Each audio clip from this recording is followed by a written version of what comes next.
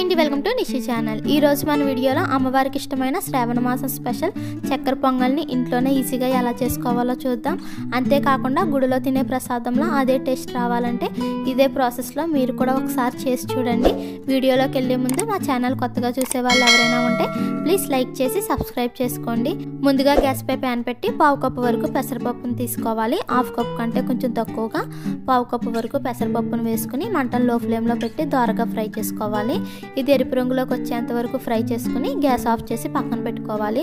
ఇప్పుడు cooker pan తీసుకుని మనం ఏ కప్తో అయితే పెసరపప్పు తీసుకున్నామో అదే కప్తో ముప్పావు కప్పు వరకు రైస్ని తీసుకోవాలి. అంటే కప్పు కంటే కొంచెం తక్కువగా రైస్ని వేసుకుని అలాగే మనం ముందుగా వేపుకున్న పెసరపప్పును కూడా వేసుకుని 2-3 సార్లు వాష్ చేసుకుని తీసుకోవాలి.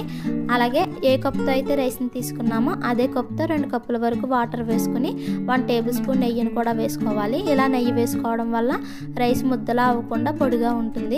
ఇప్పుడు మూత పెట్టుకుని 2-3 విజిల్లు వచ్చేంత వరకు ఉడికించుకోవాలి.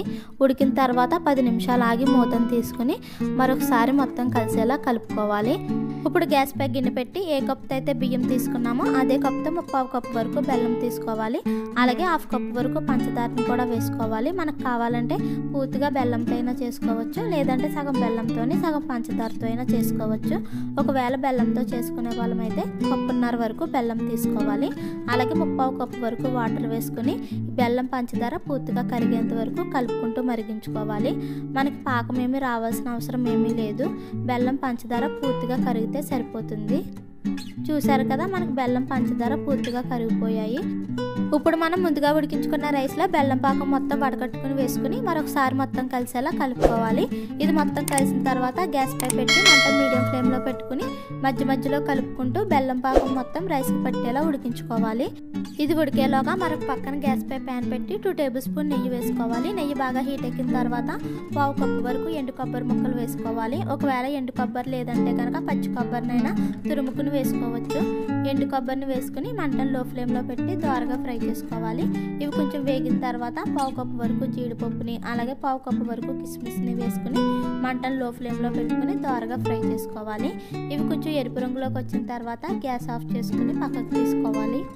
మరో పక్కన రైస్లో ఉన్న బెల్లం పాకం మొత్తం ఎగిరిపోయింది కాబట్టి మంటను లో ఫ్లేమ్లో పెట్టుకుని హాఫ్ టేబుల్ స్పూన్ వరకు యాలకుల పొడి వేసుకోవాలి. అలాగే ముందుగా ఫ్రై చేసుకున్న డ్రై ఫ్రూట్ని కూడా వేసుకుని మరొకసారి కలిసేలా కలుపుకోవాలి. ఉంటే కనుక చిటికెడు పచ్చకర్పూరం కూడా వేసుకోవచ్చు, లేదంటే కనుక స్కిప్ చేసైనా చేసుకోవచ్చు.